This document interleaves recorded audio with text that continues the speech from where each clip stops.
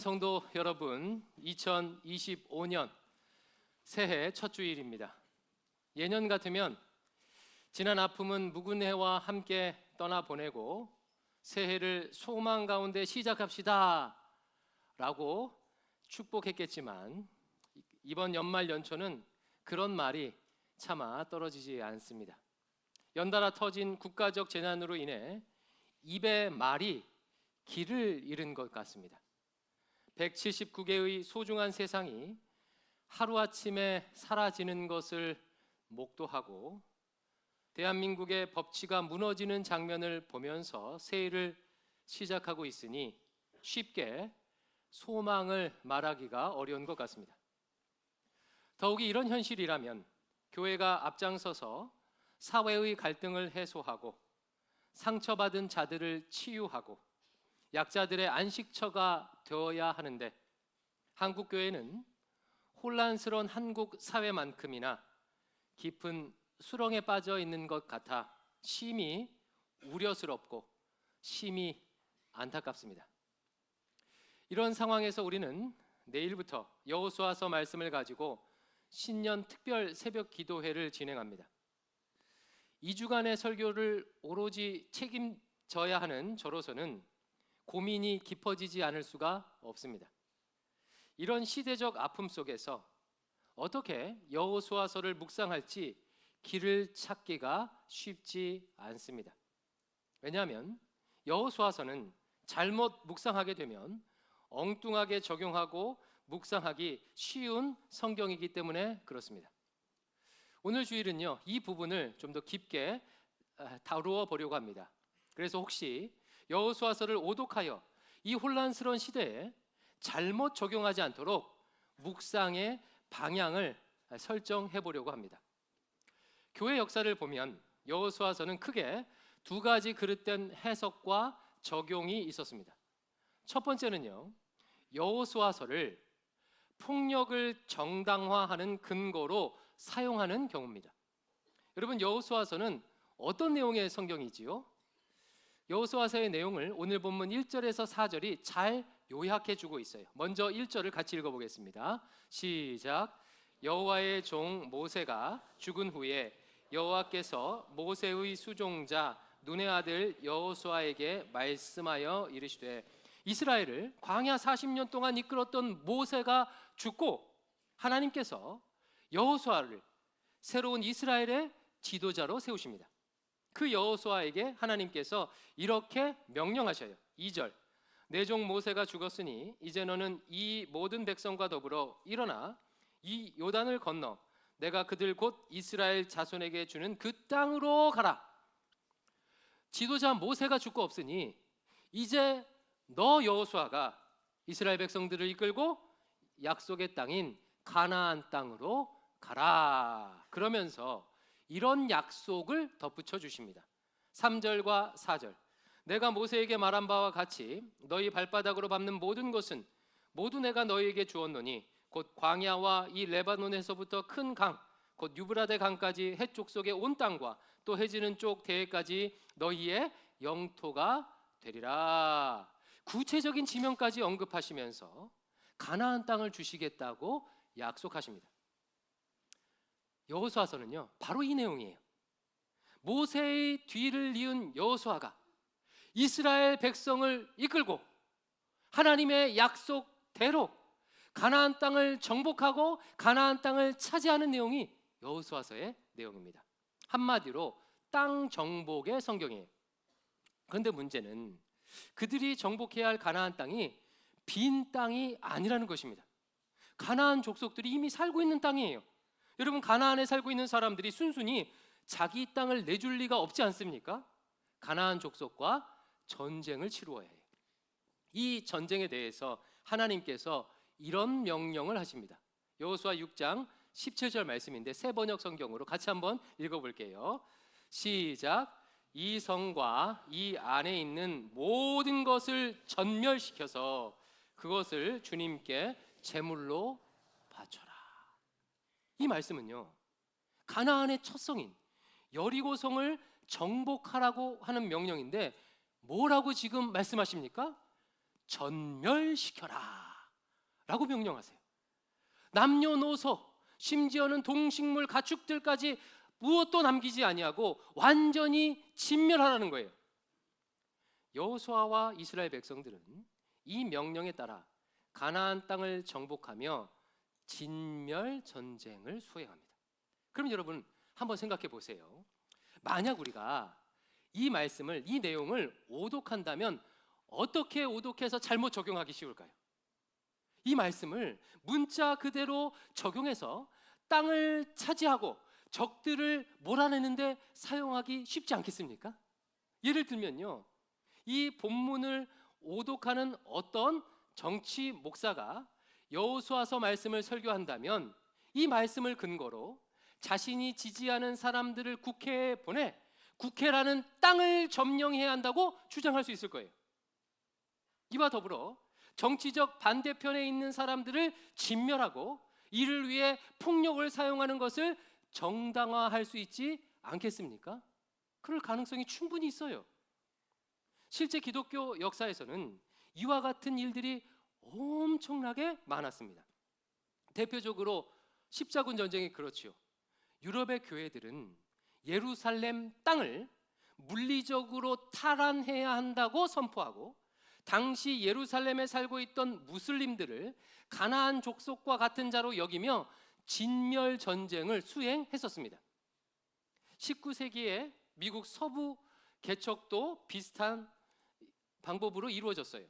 당시 아메리카 대륙에 건너온 유럽 사람들 사이에서는 Manifest Destiny, 한국말로 하면 명백한 운명, 명백한 운명이란 개념이 유행을 했었습니다.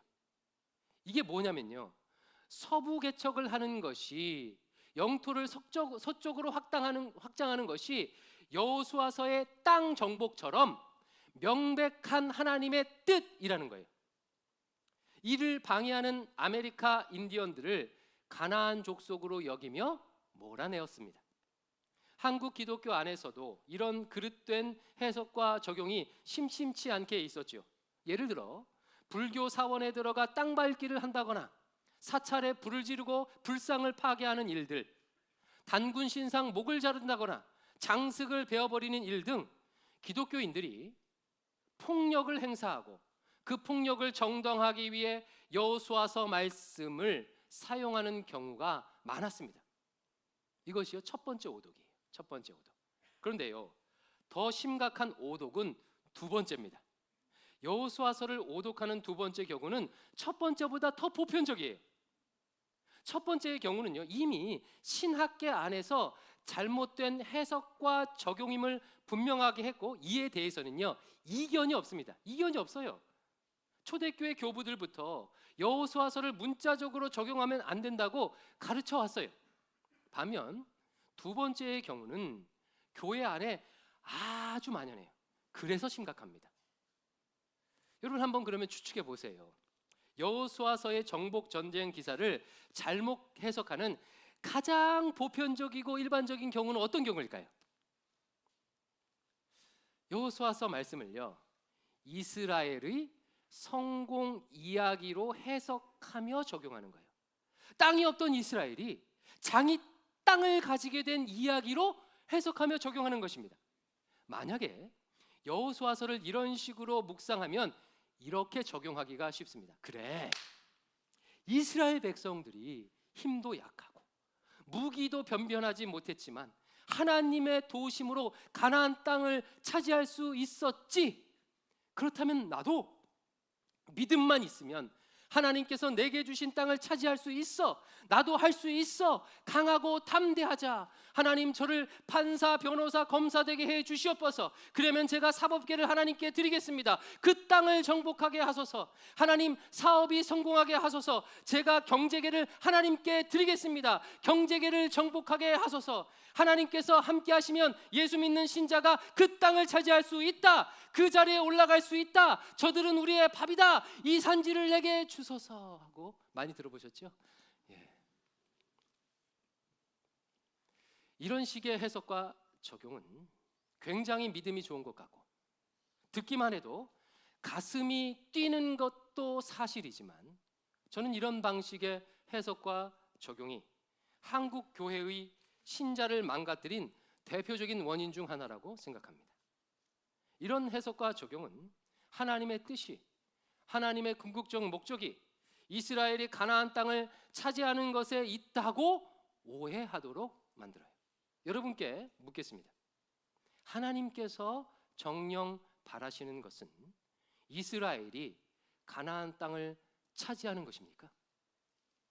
한번 잘 생각해 보세요. 잘 생각해 보십시오. 다른 민족이 아니고 이스라엘이 가나안 땅을 차지하는 것, 그것 자체를 하나님께서 원하시는 것일까요? 제가 질문을 한번 바꿔볼게요. 하나님께서 원하시는 것은 소위 기독교인이 대통령이 되고, 기독교인이 대법관이 되고, 기독교인이 사회 각 요직을 차지하여 그래서 대한민국이 기독교 국가가 되는 것입니까? 그게 하나님이 원하시는 것일까요?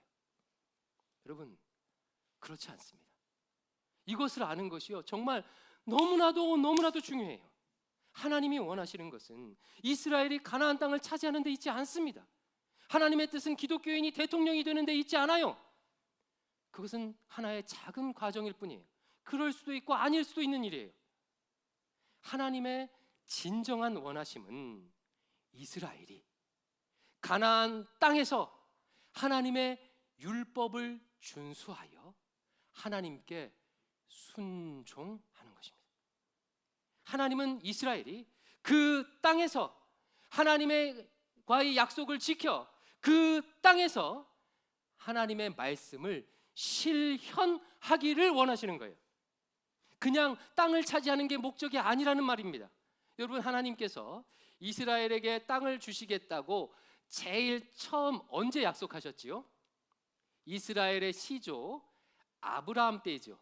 하나님은 아브라함을 갈대와 우르에서 가나안 땅으로 불러내시면서 두 가지 약속을 하셔요. 하나는 자손의 축복입니다. 내 자손을 하늘의 별과 같고 바다와의 모래와 같이 많게 해주겠다. 다른 하나는 땅의 축복이에요. 네가 눈으로 보는 모든 땅을 너희 후손에게 주겠다라고 약속하십니다. 웬만한 신자는 이 정도는 다 알고 있지요. 그런데 그 다음은 잘 몰라요. 자, 질문. 하나님께서 왜 하필 아브라함을 택하여 아브라함의 자손을 번창케 하고 왜 하필 아브라함의 후손에게 땅을 주시겠다고 약속하셨을까요? 그저 아브라함 자손들을 잘 살게 하려고 그런 것일까요? 그렇지 않습니다. 성경은 하나님께서 아브라함의 그와 같은 약속을 주시는 이유를 분명히 말씀하고 계세요. 분명히 밝히고 있습니다. 창세기 12장 1절에서 3절 제가 읽습니다. 여호와께서 아브라함에게 이르시되 너는 너의 고향과 친척과 아버지의 집을 떠나 내가 내게 보여줄 땅으로 가라. 가나안 땅이지요. 내가 너로 큰 민족을 이루고 내게 복을 주어 내 이름을 창대하게 하리니 너는 복이 될지라. 너를 축복하는 자에게는 내가 복을 내리고 너를 저주하는 자에게는 내가 저주하리니. 그 다음이 중요해요. 잘 보세요. 땅의 모든 족속이 너로 말미암아 복을 얻을 것이니라 하신지라. 여러분, 말씀 보니까 하나님께서 특별히 아브라함을 택하신 이유가 뭐래요? 아브라함의 후손 이스라엘로 말미암아 땅의 모든 족속이 복을 얻게 하려고 하신 거예요. 그러니까 아브라함을 택한 이유는 히브리 민족만을 위한 것이 아닙니다. 그들로 말미암아 땅의 모든 족속이 복을 얻게 하기 위해서인 거예요. 그러면 아브라함의 후손들이 어떻게 해야 땅의 모든 족속이 복을 얻게 될까요? 그 방법이 창세기 18장 19절 18절 19절에 구체적으로 명시가 되어 있어요. 정말 중요한 구절입니다. 창세기 18장 말씀은 천사가 아브라함에게 다시 한번 나타나 하나님의 약속을 확인시켜주는 내용입니다. 이때 천사가 이렇게 말해요. 너무 중요한 말씀인데 18절은 제가 읽어볼게요. 아브라함은 강대한 나라가 되고 천하 만민은 그로 말미암아 복을 받게 될 것이 아니냐. 조금 전에 읽었던 창세기 12장 3절의 내용과 똑같지요. 아브라함을 통해 천하 만민이 복을 받을 거래요. 그 다음 19절이 중요해요. 19절 같이 했습니다. 19절 시작. 내가 그로 그 자식과 권속에게 명하여 여호와의 도를 지켜 의와 공도를 행하게 하려고 그를 택하였나니 이는 나 여호와가 아브라함에게 대하여 말한 일을 이루려 함이니라. 아멘, 아멘. 여러분, 왜 하나님께서 아브라함을 택하셨대요? 그 후손들이 여호와의 도를 지켜 의와 공도를 행하게 하려고 택했대요. 여기서 의와 공도란 원어로는 여러분 많이 들어보셨어요. 체다카와 미슈파트입니다. 여러분, 체다카 미슈파트 무슨 뜻이죠? 몇 주 전에 제가 설교했었죠. 무슨 뜻입니까? 공의와 정의. 즉 아브라함의 후손들이 하나님이 주신 땅에서 여호와의 도인 율법을 준행함으로 그 땅에 공의와 정의를 실현하여 그들로 인해 천하 만민이 복을 얻게 하려고 아브라함을, 이스라엘 민족을 택하셨다는 거예요. 바로 이것이 하나님께서 이스라엘에게 약속의 땅을 주시는 목적입니다.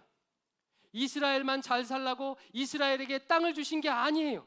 하나님의 원하심은 이스라엘이 약속의 땅에서 하나님의 도를 행함으로 그 땅에서 공의와 정의를 실현하여 당시 고대 근동의 피라미드 체제에서 억압받고 수탈당하고 있던 모든 사람들이 참된 생명과 자유를 얻게 하려는데 목적이 있는 거예요. 진정한 하나님 나라를 이루려고 하는데 목적이 있는 거예요. 땅을 차지하는 것 자체가 아니라는 것입니다. 하지만 안타깝게도 이스라엘 백성들은 이것에 실패했습니다. 이스라엘 백성들은 가나안 땅에 들어갔으나 그곳에서 여호와의 율법을 지키지 않았어요. 하나님의 공의와 정의를 실현하지 아니하고 당시 가나안 땅에 만연했던 피라미드의 방식, 사람들을 차별하고 계급을 나누고 악자를 학대하는 피라미드의 질서를 그대로 도입했어요. 그들은 가나안 땅은 일부 차지했으나 하나님의 뜻은 완전히 저버렸습니다. 하나님 나라를 이루는데 실패했어요. 역사 속에 기독교회도 마찬가지입니다.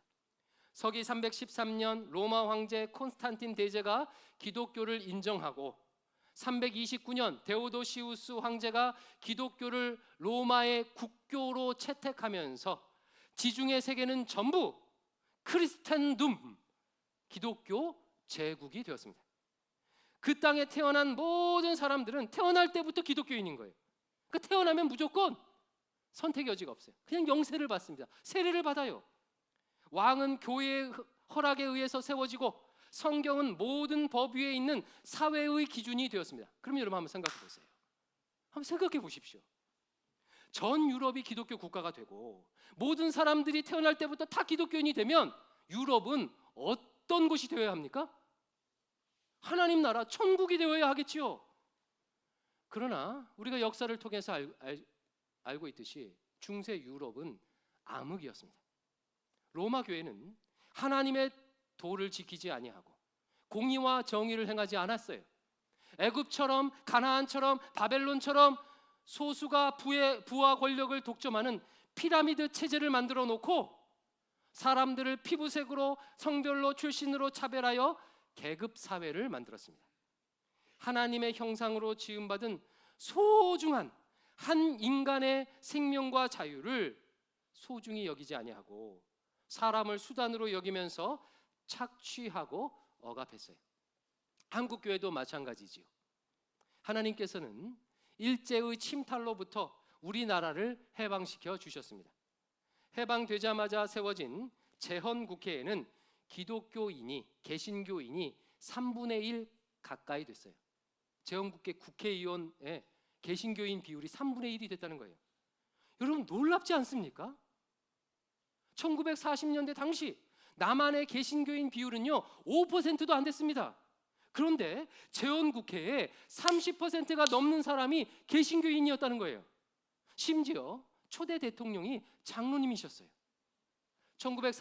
1947년 5월에 있던 국회 개원식에서 의장이었던 이승만 장로의 요청으로 이윤형 목사가 기도하면서 우리나라 첫 국회가 개원을 해요.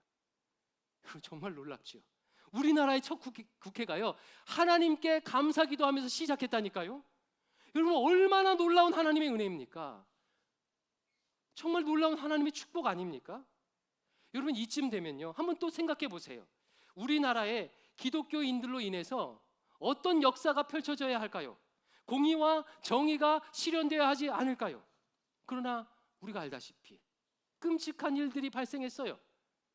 대표적인 예로 서북 청년단이라 불리는 일부 기독교인들이 제주 4.3 진압에 선봉에 섰습니다. 그들은 제주에 살고 있던 원주민들을 공산주의자로 몰아 이스라엘 백성들이 가나안 주민을 몰살하듯 제주 도민들을 죽이는데 일조했어요. 이때 죽었던 사람만 최소 2만 명에서 3만 명이 됩니다. 기독교인이 대통령이 되고 기독교인이 높은 자리에 올라가면 기독교인이 그 땅을 차지하게 되면 그러면 다 되는 줄 알았는데 그게 아니었어요. 그 땅에서 여호와의 도를 행하지 아니하고 공의와 정의를 행하지 아니하니까 비신자가 그 땅을 차지하는 것과 별반 다르지 않았던 거예요. 똑같은 악이 만연했습니다. 결국 이스라엘은 하나님께서 주신 약속의 땅에서 여호와의 도를 행하지 아니하므로 그 약속의 땅에서 쫓겨나게 되죠. 우리가 지난 가을 예레미야서 열왕기하 말씀 호세와 아모스를 묵상하면서 그 쫓겨나는 과정을 살펴보았습니다. 한국교회도 비슷한 전철을 밟고 있습니다. 한국교회는 그동안 기독교인이 높은 곳에 올라가야 한다, 기독교인이 그 땅을 차지해야 한다라고 고지론을 주로 설파했습니다. 그리고 실제로 이스라엘이 가나안 땅을 어느 정도 차지했던 것처럼 어느 정도 그 목표를 성취했습니다. 2015년을 기준으로 개신교인 숫자가 불교 숫자를 앞질러 개신교가 한국의 제1 종교가 되었어요. 세계에서 제일 큰 감리교회, 세계에서 제일 큰 장로교회, 세계에서 제일 큰 순복음교회가 한국에 다 있습니다. 고위공직자 중에 기독교인이 언제나 3분의 1 가까이를 차지합니다. 하지만 안타깝게도 그냥 땅만 차지했어요. 그냥 땅만 차지했습니다. 그곳에서 여호와의 도를 행하지 아니하고 체다카와 미슈파트를 행하지 아니하므로 부끄러운 기사들이 연일 쏟아져 나오고 있습니다. 그러면서 나머지 3분의 2를 차지하지 못했기 때문이라고 주장하고 있습니다. 그러므로 사랑하는 성도 여러분, 여호수아서 말씀을 잘 묵상해야 합니다. 만약 여호수아서를 묵상하면서 그래 여호수아처럼 하나님께서 함께 하시면 나도 그 땅을 차지할 수 있어, 높은 곳에 올라갈 수 있어 라는 식으로만 묵상한다면 여호수아서는 기독교인의 성공을 보장하는 기독교인용 자기 개발서와 다름없을 것입니다. 여호수아서는요 이스라엘의 성공을 보여주려는 책이 아니에요. 여호수아서는 기독교인이 세상에서 높은 자리에 올라갈 수 있다는 것을 약속하는 성경이 아닙니다. 여호수아서는 여호와의 율법을 준행하고 하나님의 말씀에 순종하는 것이 그 무엇보다도 중요함을 알려주는 성경입니다. 이제 앞으로 2주 동안 그것을 살펴보려고 합니다. 그래서 이번에 여호수아서를 묵상하면서 특별 새벽기도, 신년 특별 새벽기도의 목표는 3가지입니다. 이렇게 3가지 목표를 정해봤어요. 첫 번째, 역사를 주관하시는 분이 하나님이심을 확실히 믿는 것. 아하, 역사를 주관하시는 분이 인간이 아니라 하나님이시구나, 하나님께서 이런 방향으로 하나님의 역사를 주관하고 계시는구나 라는 것을 확실히 믿는 겁니다. 두 번째는요, 내가 그 역사의 작은 한 부분임을 인정하는 것입니다. 아하, 하나님께서 나의 역사에 하나님께서 참여하는 것이 아니라 내가 그 하나님의 역사에 참여하는 것이구나, 나는 하나님의 역사의 작은 한 부분을 맡은 존재이구나 라는 것을 깨닫는 것이 두 번째 목표. 마지막 세 번째로는요, 내가 맡은 그 한 부분에서의 영적 전투를 잘 치르는 비결을 배우는 거예요. 아하, 여호와의 전쟁은 이렇게 참여하는 것이구나. 아하, 이렇게 영적 전쟁을 해야 승리할 수 있는 것이구나. 이 세 가지 목표를 가지고 2주 동안 신년 특별 새벽 기도회 때 여호수아서를 묵상할 것입니다. 여러분, 세 가지 목표가 뭐라고요? 다시 한번 상기해 볼게요. 첫 번째, 역사를 주관하시는 분이 하나님이심을 확실히 믿는 것. 두 번째, 내가 그 하나님의 역사의 한 부분임을 인정하게 되는 것. 세 번째, 내가 맡은 그 한 부분에서의 영적 전투를 잘 치르는 비결을 배우는 거예요. 우리가 이 세 가지를 온전히 깨닫고 인정하게 되면요, 우리 인생을, 세상을 대하는 자세가 완전히 바뀌어집니다. 코페르니쿠스적인 전환이 일어나게 돼요. 여러분, 코페르니쿠스 아시지요? 지동설을 주장한 최초의 학자 아닙니까? 그 이전까지만 해도요, 사람들이 이렇게 믿었어요. 지구가 고정되어 있고 태양과 별들이 지구 주위를 돈다고 생각했습니다. 하지만 코페르니쿠스가 별을 관찰해 보니까 그게 아닌 거예요. 지구가 태양 주위를 돈다는 것을요, 발견했습니다. 신앙에도요, 그런 단계가 있어요. 처음 예수님을 믿으면 모든 것이 자기 중심으로 돌아가기를 바래요. 주님께서 내 문제를 해결해 주시고 내 기도에 응답해 주셔야 하고, 주님께서 내가 봉사할 수 있도록 환경을 열어 주셔야 되고, 내 자식이 잘 돼야 하고, 내 교회가 부흥해야 하고, 그야말로 나를 중심으로 하나님과 세상이 돈다고 그렇게 생각하며 신앙생활을 합니다. 그러다가 신앙이 성숙하고 성경의 심오한 진리를 깊이 깨달아가면 깨달아갈수록 그게 아니라는 사실을 인정하게 돼요. 아, 나를 중심으로 하나님과 세상이 돌아가는 게 아니구나. 역사의 주관자 되신 하나님, 온 세상을 창조하신 하나님을 중심으로 나와 세상이 돌아가는 것이구나 라는 것을 발견하고 인정합니다. 이를 깨닫는 순간 삶의 잔세가 완전히 달라져요. 나를 중심으로 세상이 돌아간다고 생각할 때는 나의 성공, 나의 실패에 일희일비하게 되지요. 내가 좋은 대학에 가고 내가 성공하고 내가 그 땅을 차지하는 게 중요합니다. 그러나 역사의 주관자 되시고 온 천지 만물을 창조하신 하나님의 중심으로 세상을 보게 되면 성공과 실패마저도 하나님의 시선으로 평가하게 되겠죠. 하나님의 뜻을 이루는 것이 중요하기에 때로는 멀리 돌아가고, 때로는 저 낮은 곳으로 가고, 때로는 내려놓아야 하는 것이 참된 승리일 수 있음을 인정하게 돼요.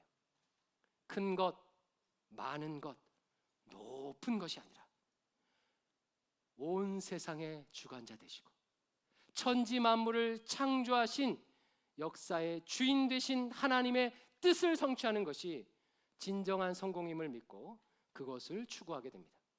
사랑하는 성도 여러분, 모두가 이번 특별 새벽 기도회 때 이런 성숙을 경험할 수 있기를 바랍니다. 코페르니쿠스적인 변화가 여러분 모두에게 일어나기를 주의 이름으로 축원합니다. 우리 이 마음을 담아서 함께 찬양할까요?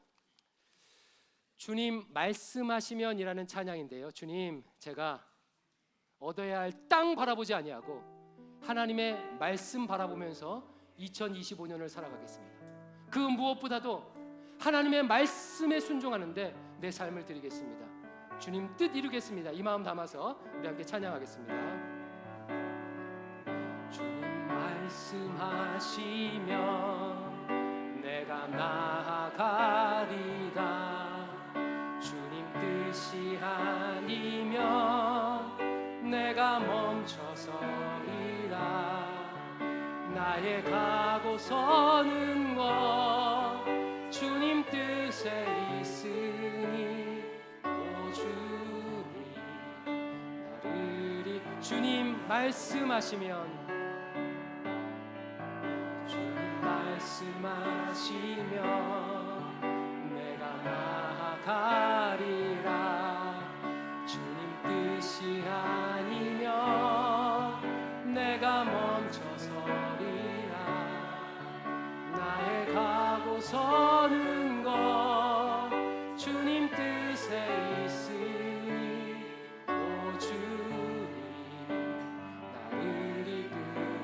뜻하신 그곳에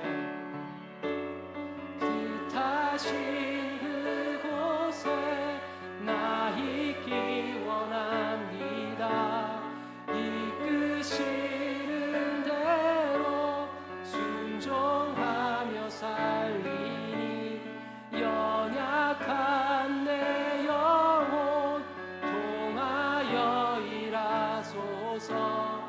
주님 나라와 그 뜻을 오 주님 나를 이끄소서.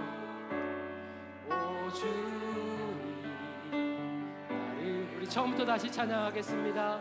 주님 말씀하시면 주님 말씀하시면 내가 나아가리라.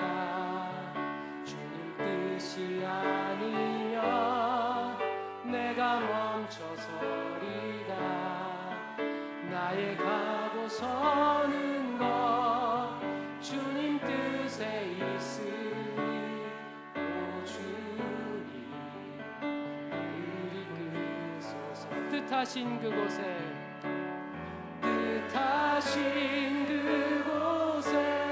나 있기 원합니다.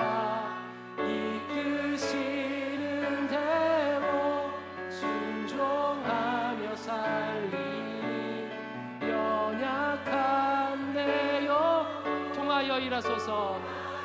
일하소서. 주님 나라와 그 뜻하신 그곳에 나 있기 원합니다. 뜻하신 그곳에 나 있기 원합니다. 이끄시는 대로 순종하며 살리니 연약한 내 영혼 통하여 일하소서. 주님 나라와 그 뜻을 오 주님 나를 이끄소서. 오 주님 나를 이끄소서. 이 시간 눈을 감고 자신의 목소리로 기도하겠습니다. 아버지 하나님, 2025년도를 하나님께 드립니다. 하나님, 내가 차지해야 하는 그 땅에 내 관심 두지 아니하고 하나님의 말씀에 내 인생 드리길 원합니다. 주님의 말씀에 순종하길 원합니다. 말씀으로 인도하여 주시옵소서. 이번 2025년도 한 해 하나님의 말씀을 내 삶 속에서 내게 허락하신 땅에서 실현하는 저희들 되게 하여 주시옵소서. 인도해 달라고 자신의 목소리로 기도하겠습니다.